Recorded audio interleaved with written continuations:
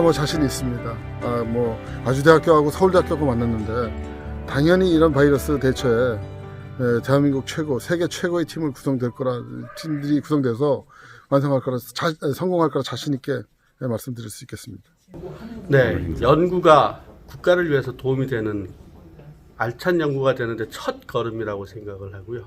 더구나 국가적으로 세계적으로 아주 중요한 문제점인 그 바이러스, 특히 인수공통 전염병을 포함한 그런 새로운 바이러스에 대해서 미리 선제적으로 대응할 수 있는 그런 연구를 위한 첫 걸음이라고 생각을 해서 연구소 책임을 맡고 있는 사람으로서 진심으로 아주 고맙고 감사한 마음을 가지고 있고 스스로도 의지를 한번 다져봅니다. 네, 글로벌 경영학과 학생 여러분, 어제 잠시 여러분 방금 전에 본 영상은 어제 강원도 홍천에 서울대학교 시스템 면역 의학 연구소에서 열렸던 아주대학교와의 MOU 체결 현장 모습입니다. 지금 그 아주대학교 제약임상대학원 그리고 그 아래에 있는 첨단의료 바이오 IC 센터는 서울대학교 연구소하고 손을 잡고 앞으로 일어나게 될 미래의 신종 바이러스를 미리 예측하고 경고하는 시스템을 만들기 위해서 작업에 착수했습니다. 어제 저도 거기에 참석을 해서 발언도 하고 회의에도 들어갔습니다. 그리고 항상 저는 동영상과 이 뉴스 제작에 관심이 많아서 그걸 또 휴대폰으로 찍었죠. 어제 제가 느꼈던 것은 지금 아주대학교의 위상이 한국에서 매우 높다는 것. 그래서 서울대학교의 의과대학의 연구소도 저희와 함께 손을 잡고 세계적인 바이러스 퇴치 캠페인에 동참한 것입니다. 여러분 프라이드를 갖고 우리 아주대학교 생활을 더 즐겨주길 바라겠습니다.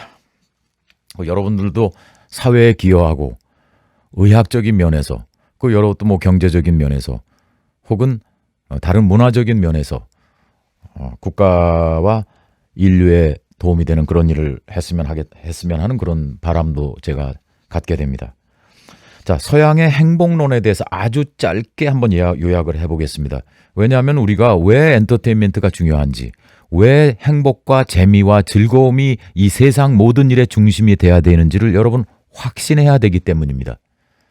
그리고 현 비즈니스로 돌아가는 것이 순서라고 생각을 했습니다. 대충 시험 성적만을 위해서 그리고 그냥 외워서 넘어가는 것은 내 거가 될 수가 없거든요. 그래서 여러분 한번 이해하겠다는 생각을 갖고 계속해서 강의를 좀 들어줬으면 좋겠습니다. 서양 과거 고대 그리스 시대에 에피쿠로스 학파라는 그런 사람들이 있었습니다. 근데 이분들은 행복에 대해서 어떻게 생각을 했는가?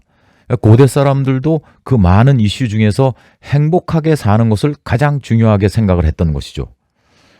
그래서 이분들은, 이 학자들, 철학자들은 본능과 쾌락이 고통을 잊게 하고 행복을 준다라고 주장을 했습니다.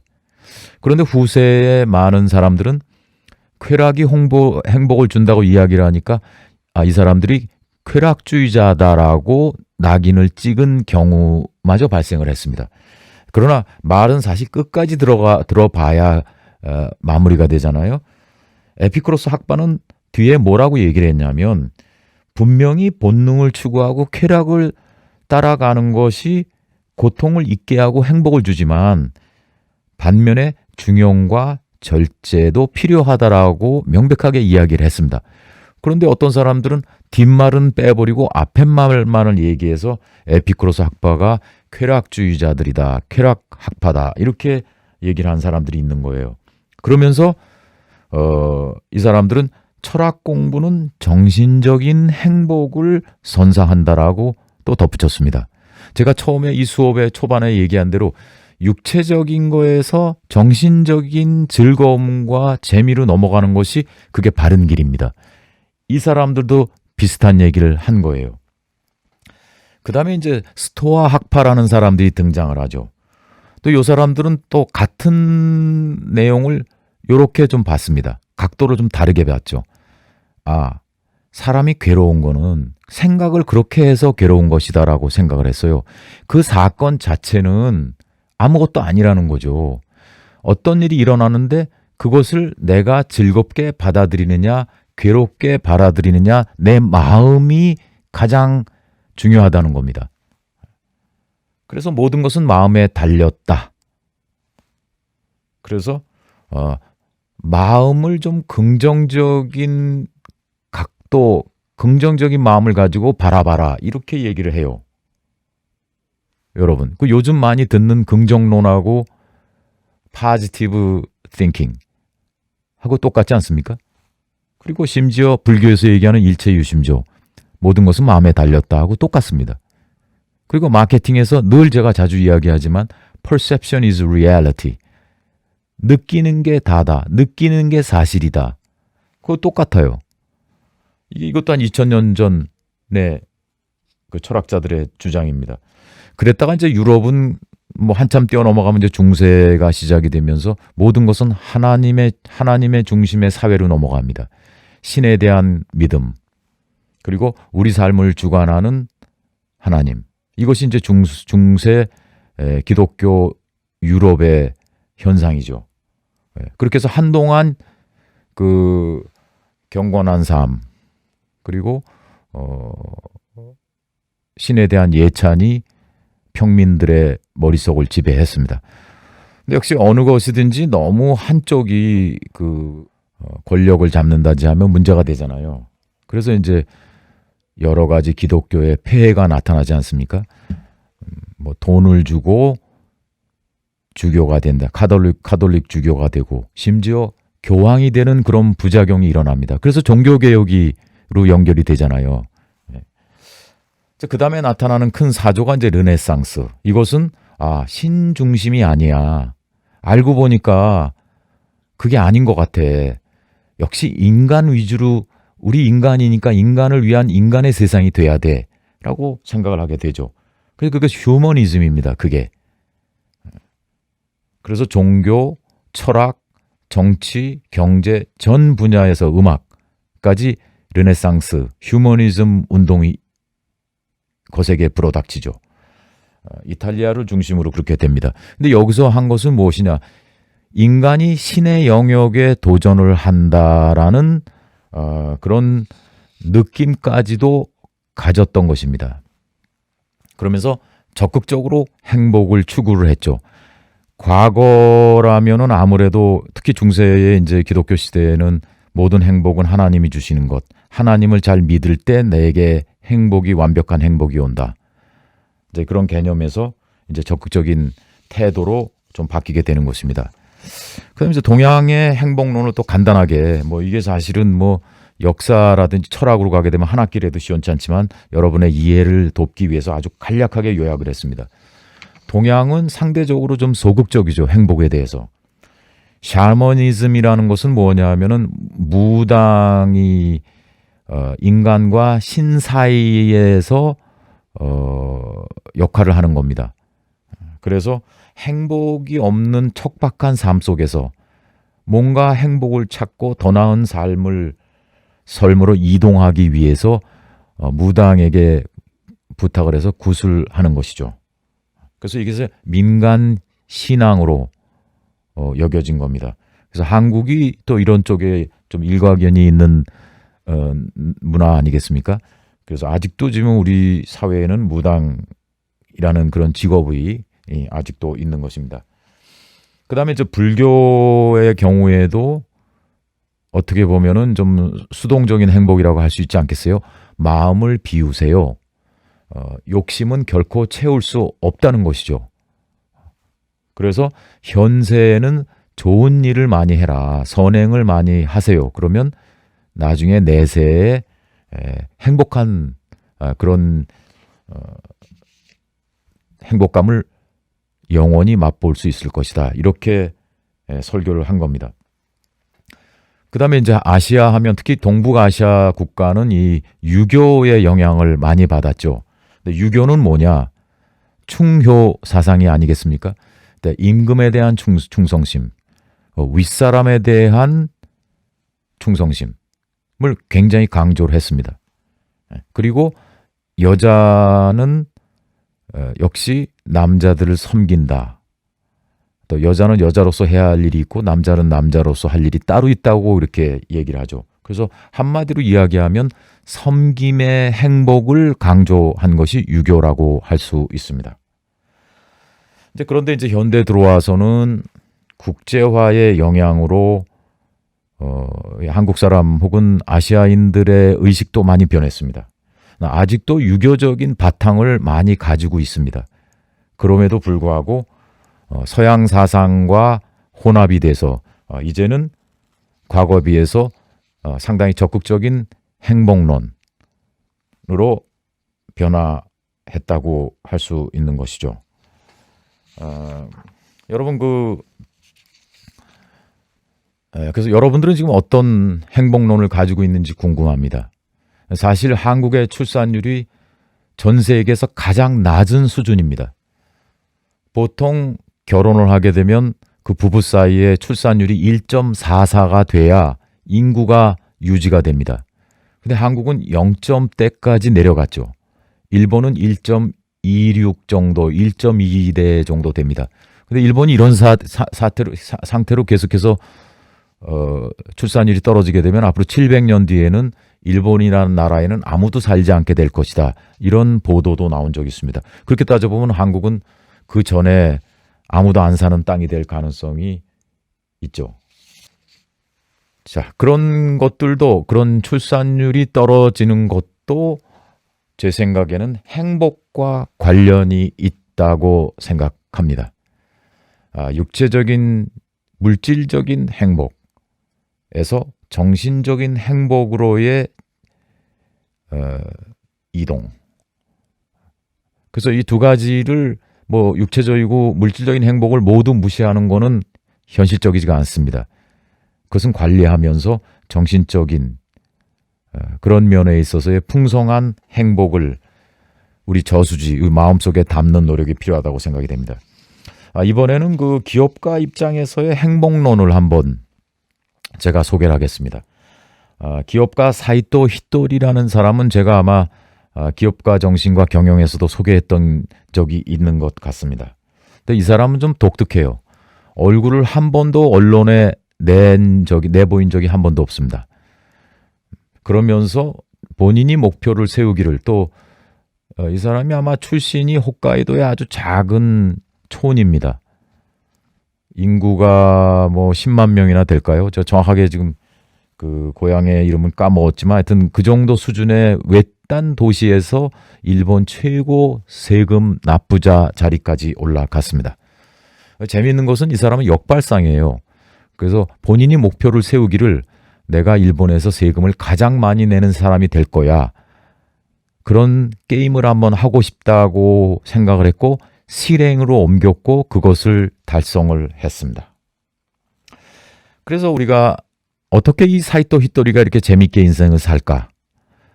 돈도 벌고 그리고 명예도 얻고 그리고 그 무엇보다 재밌게 살 수 있었을까를 연구하는 것은 그건 당연한 거 아니겠습니까? 자, 몇 가지 그가 얘기한 말을 좀 살펴보겠습니다. 재미가 없는 성공은 불가능하다.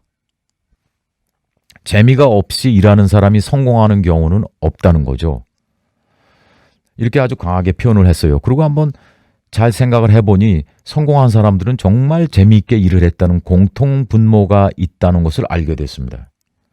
국내에 있는 기업가들 그리고 많은 성공한 사람들 보면 대부분은 그 과정을 즐기고 그 성공 자체도 즐긴 경우가 많습니다. 오히려 성공하고 난 다음에 그 성공을 주체하지를 못해서 거꾸로 실패하는 경우는 있었죠. 제가 지난번에도 얘기한 대로 성공한 이후에 계속해서 떨어지지 않기 위해서 추락하지 않기 위해서 우리는 인문학을 공부한다고 이야기를 했습니다. 그래서 여러분 직업을 불문하고 재미가 없으면 성공할 수가 없습니다. 재미가 없으면 오랫동안 계속해서 할 수가 없지 않습니까? 힘들지 않습니까? 그러니까 뛰는 사람들은 심지어 마라톤 선수도 말이죠.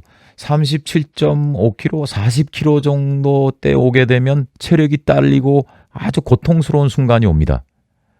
그때가 골인 지점을 한 얼마예요? 한 1, 2km 남겨놓고 아주 힘들어요. 그러나 그때도 달리면서 즐거움이 느껴진다는 거죠. 그거를 또 극복을 해나가면서. 그렇기 때문에 하루에 40km 마라톤 선수들이 매일 연습으로 달리는 겁니다. 그래서 여러분 그 사이토 히토리는 항상 무슨 일을 할 때마다 야 어떻게 하면은 재밌게 할까? 오늘 일은 어떻게 재밌게 하면 될까? 라고 만사를 생각을 하는 겁니다. 무슨 일이 일어날 때마다 먼저 있을 때마다 새로운 일이 올 때마다 누구를 만날 때마다 어떻게 하면 더 재밌게 할까? 이거 어떻게 하면 재밌을까를 습관적으로 생각하는 것이 그 사람의 성공 비결이라고 얘기를 했습니다. 그리고 재미있는 일을 하겠다는 생각을 가진 사람에게나 일어난다는 것이죠. 재밌겠다라는 의지가 없는 사람에게는 재미있는 일이 일어나기 어렵다는 거예요. 더 나아가서 인생은 신나게 놀다 가는 것이다. 지구라는 별은 즐겁게 소풍 온 것이다 라는 개념을 가지고 매일매일 생활을 한다고 합니다. 근데 이게 과연 성자가 아니면서 어떻게 이렇게 가능하냐? 아까 얘기한 대로 스토아 학파, 마음을 바꿔 먹으면 가능하다는 거죠. 불교가 얘기하는 일체유심조를 적용하면 가능하다는 것이죠.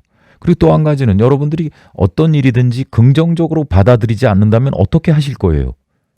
그걸 괴롭게 마음에 품고 괴로워한들 한치의 키라도 잘할 수 있어요? 어떤 변화가 일어나나요? 본인이 스트레스를 받고 힘들고 어려우면 일은 점점 더 꼬일 가능성이 높습니다. 그래서 즐거운 마음으로 일을 해야 성공하는 것은 우리가 통상의 진리 아니겠어요? 누군가 즐거운 사람에게 사람들이 다가가고 싶어 합니다. 말이라도 더 건네고 싶어 합니다. 인상을 쓰고 그리고 무엇인가 무거운 표정에 있는 사람에게는 사람들이 가서 이야기하고 싶어 하지 않습니다. 행운도 아마 그렇지 않을까라고 사이토 히토리 씨는 생각을 했죠. 그래서 현대인들은 이 사람이 기업인이라서 그런 게 아니라 현대인들은 다 기업가다. 주부도 돈을 벌어야 하고 그리고 사람들과 잘 지내야 하니까 장사라는 것이 그거 아니겠어요? 사람들을 기쁘게 하고 그리고 경제적인 이익을 남기는 두 가지를 다 모두 충족해야 되는 거예요. 그럼 그 두 가지라는 것은 주부도 마찬가지고 공무원도 마찬가지고 교수도 마찬가지고 학생도 마찬가지입니다. 그래서 현대인들은 모두 장사하는 사람이다 이렇게 표현을 해요. 많은 사람들은 부정을 합니다. 내가 무슨 장사꾼이야 라고 이야기하는 사람이 있습니다. 그러나 실제적으로 들여다보면 좋은 의미의 장사하는 사람들이다 이렇게 생각하는 거예요. 그래서 사이토 히토리 씨는 또 더 나가서 인간에게 안정이 중요하다. 안정이면 충분하다고 얘기하는 것은 거짓말이라고 합니다. 안정 가지고 인간은 안 된다는 거죠. 그건 거짓말이라는 거예요. 애완동물이라든지 동물들에게는 안정 가지고도 충분히 만족스럽다고 합니다. 그러나 인간은 절대로 그 수준에서 안주하는 존재가 아닙니다. 그래서 인간은 더 나아가서 설레이는 마음 그리고 즐거움을 끊임없이 갈망하고 추구하는 존재이라는 것이죠. 그래서 여러분 사실 냉정하게 여러분 생각해 보세요. 아까 저 매슬로의 욕구 5단계설이지만 여기까지 가면 그 다음에는 그 다음 단계로 넘어가려는 욕구가 생기는 거거든요. 근데 이 아래 단계, 이 바이올로지컬 생존 단계에 이것이 충족이 안 되면 그 다음 단계로 넘어가기가 어려운 거예요. 보통 사람들은. 항상 그 다음 단계, 그 맨 마지막 단계에 갔을 때는 나와 남을 동일시하는 그런 높은 수준의 인격과 정신적인 수양을 갖게 되는 것입니다. 가끔 보게 되면 간디라든지 마틴 루터 킹이라든지 그다음에 뭐 예수는 뭐 신이니까 그런 그 뛰어난 인물들이 나오는 것이 바로 그런 수준 아니겠어요? 예, 그래서 여러분 그 인생은 결국은 육체적인 것을 중용과 적절하게 관리하면서 만족시키면서 정신 수양에서 메인 이벤트가 있는 것입니다. 인생은 정신력 수양 게임이다. 그래야 우리가 나이가 들어서 언젠가 생로병사의 사이클 속에 마지막적으로 가더라도 우리가 희망을 가지고 여유를 가지고 내공을 가지고 살 수 있는 것입니다. 사실 사람은 결국은 죽지 않습니까? 우리 젊은 사람들은 죽음에 대해서 실감을 할 수 없죠. 그러나 나이가 좀 있는 사람들은 주위에 있는 분들이 돌아가는 걸 보면서 그런 것들을 많이 절감을 하게 됩니다. 그래서 스티브 잡스도 그런 얘기했죠. 인생은 죽는 게 본전이라고 얘기했습니다. 원래 태어날 때도 아무것도 없이 왔기 때문에 무르 돌아가는 거에 원래 그게 본전이다. 이렇게 얘기했어요. 그래서 항상 보너스다. 세상 사는 것은 즐거운 일도 보너스지만 조금 힘든 일을 겪는 것도 죽은 것보다는 낫기 때문에 이게 즐거운 일이다. 이런 긍정적인 관점을 가졌던 것입니다. 그래서 여러분, 돈을 버는 것은 우리의 정신을 수양하기 위한 좋은 교실이다. 생활을 하면서 세상에서 사회생활을 하면서 힘든 것들은 나의 정신을 더 높이기 위해서 나의 내공을 더 강화하기 위한 좋은 경험들이다. 이렇게 사이토 히토리스는 이야기했습니다. 그래서 더 나아진 성장한 내 모습을 보게 되면 비록 실패를 했더라도 그것이 성공이 된다고 믿었던 것입니다. 그래서 현대인들은 그러한 모험의 과정, 인생의 힘든 과정들을 철저하게 즐길 필요가 있다. 그것이 현명하다고 사이토 히토리스는 사람들에게 얘기했습니다. 그래서 이 사람은 그 매주 도쿄에 어딘지 제가 주소는 잊어버렸는데요. 매주인지 2주에 한 번씩 모임을 갖습니다. 그래서 본인이 돈을 어떻게 벌었는지 그리고 인생은 어떻게 재밌게 살 수 있는지의 노하우를 하나도 숨기지 않고 다 가르쳐 주고 있다고 합니다. 근데 거기 간 사람 중에 히토리시의 말을 듣고 돈을 많이 번 부자가 된 사람도 꽤 있다, 많이 있다는 이야기도 제가 들었습니다. 그래서 여러분, 제일 중요한 것은 결국은 내가 재밌어야 되고 즐거운 인생을 사는 것. 그런 인생을 살기 위해서 꼭 필요한 것들이 이제 향상심, 더 나아지는 것. 어제보다 내가 더 나아진 것. 근데 공부를 통해서 가능한 거겠죠. 근데 경쟁도 좋은 거다. 내 라이벌이 있어서 내가 괴로운 것이 아니라 내 옆에 뛰어난 경쟁자가 있기 때문에 나는 더 즐겁고 행복하다라고 생각하는 마음이 필요합니다. 근데 그것도 사실 알고 보면 그게 맞는 말이에요. 저 역시 직장 생활을 여러 번 바꿨습니다.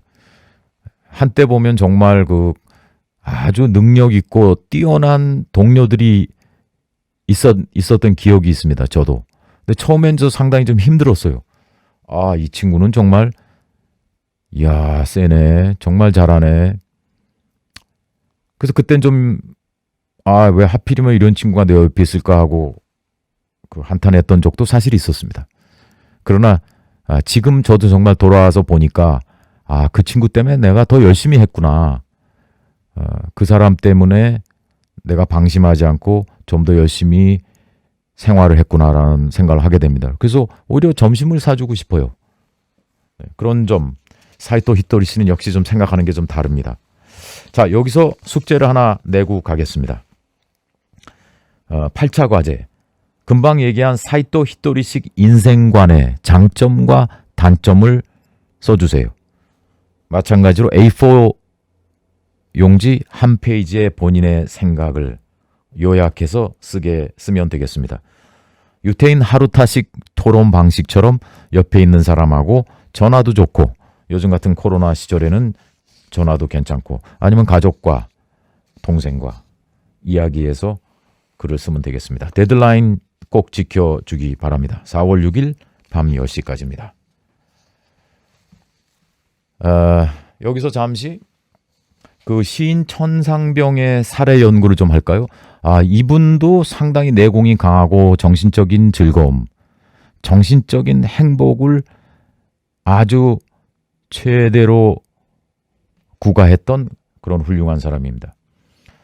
간단하게 말씀을 드리면 서울대 상대 경영대 출신입니다. 4학년까지 다니다가 어떻게 자퇴를 했네요. 그런데 친구들하고 같이 막걸리 먹고 재밌게 놀다가 어떻게 친구가 간첩이었나 봐요. 그리고 간첩 친구하고 같이 술을 먹고 막걸리 얻어먹었다는 이유로 간첩으로 몰립니다. 그래서 6개월 동안 감옥에 갇혀요. 그래서 그 감옥에 있기 전에 이제 고문을 많이 당해서 육체적인 불구자가 됩니다.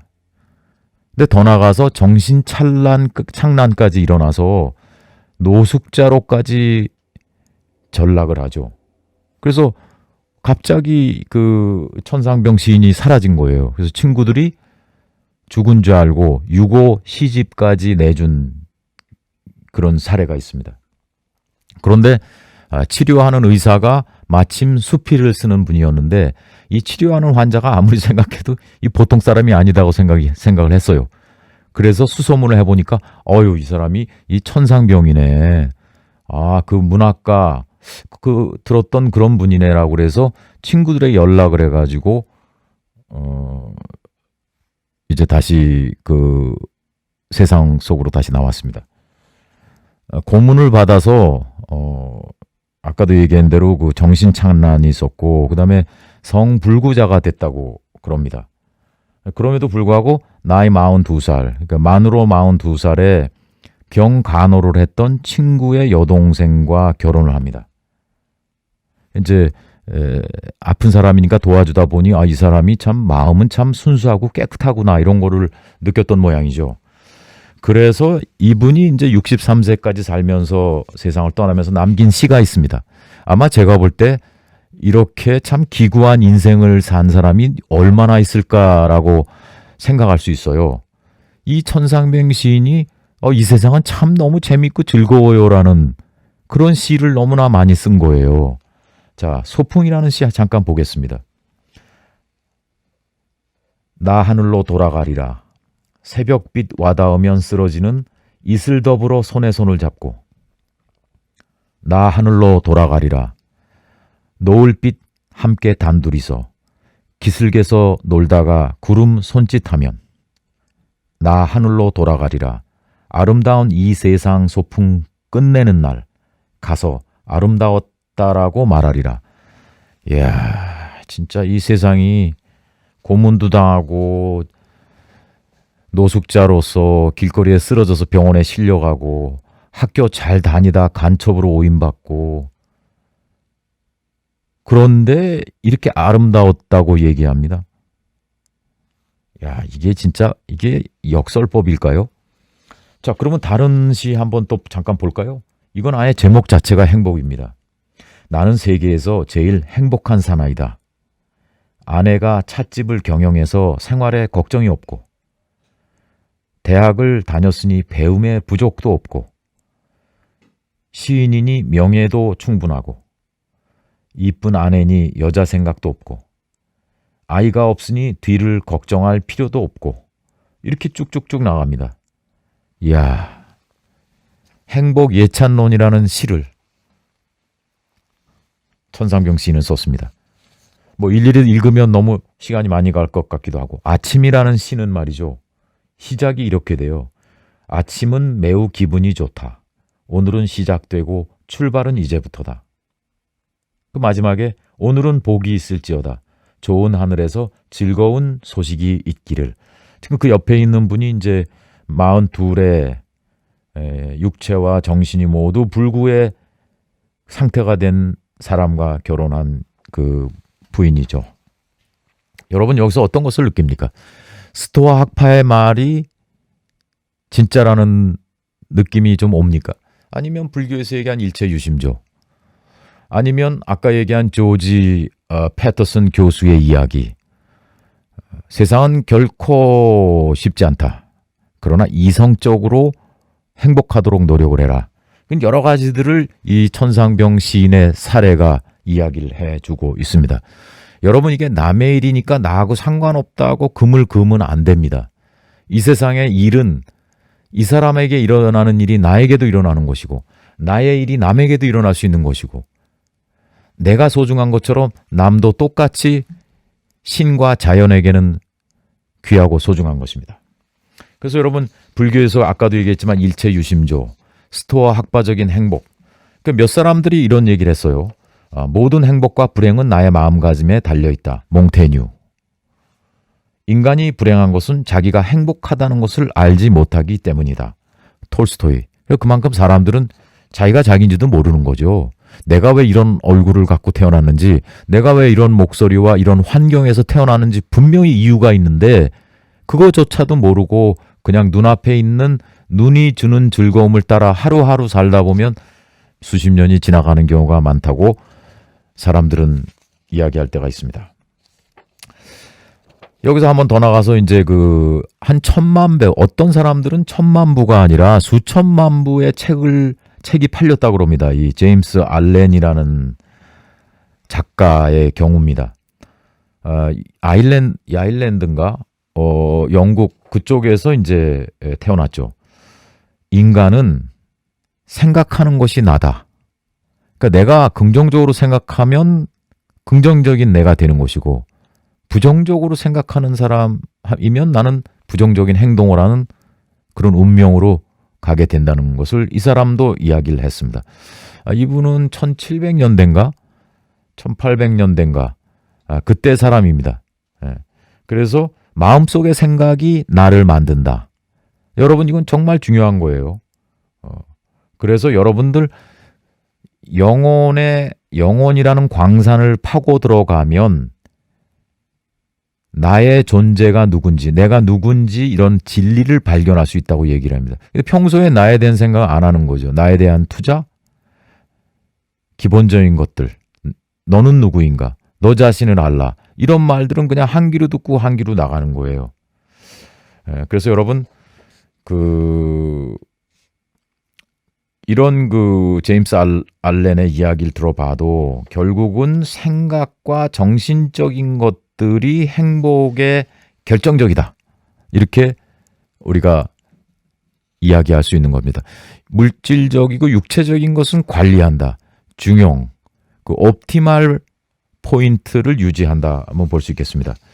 노벨 문학상을 받았던 조지 버나드 쇼는 죽을 때도 이런 여유 있는 말을 남겼습니다. 이런 농담 같은 이야기를 했어요. 그리고 본인의 묘비에 이렇게 써달라고 했습니다. 이게 뭐야? 우물쭈물하다가 내 이렇게 될 줄 알았어. 내가 무덤에 들어갈 거라고 난 우물쭈물하다가 이런 일이 벌어질 거라고 난 알았다니까. 뭐 이렇게 묘비에다가 썼어요. 그 상당히 정신적으로 수양이 센 거죠. 높은 수준의 이해력을 인생에 사는 동안에 가졌던 거죠. 그래서 묘비에다가 이런 농담 같은 말 써달라고. 아주 물 한 잔 마시듯이 그냥 담담하게 그냥 이 세상을 떠나간 겁니다. 영어는 I knew if I stayed around long enough, something like this would happen. 내가 이게 충분히 살다 보면 이런 일이 날 거라는 걸 난 알았지. 이렇게 얘기를 하고 세상을 떠난 겁니다. 여러분, 여기서 마지막 과제 하나 내고 오늘 저 강의를 종료하겠습니다. 마지막 과제 9차는 역시 한 페이지, 아주 여러분들의 부담을 줄여주기 위해서 간단히 썼습니다. 여러분의 의견을 쓰는 거기 때문에 뭐 공부를 특별히 책을 찾을 필요도 없습니다. 오늘 강의한 거를 듣고 그걸 바탕으로 해서 본인의 생각을 써주세요. 나의 행복의 원천은 육체적인가 정신적인가, 어느 쪽에 중심이 있는가를 써주시기 바랍니다. 먼저처럼 가까운 사람과 유태인의 하루타식 토론을 거쳐서 써주세요. 그래서 여러분들의 핵심을 잡는, 본질을 파악하는 능력을 글 쓰는 것과 그리고 말하는 능력에서 모두 연습을 해주기 바랍니다. 4월 6일 밤 10시까지 제출하시면 되겠습니다. 자, 오늘 강의는 여기서 마치도록 하겠습니다. Thank you very much.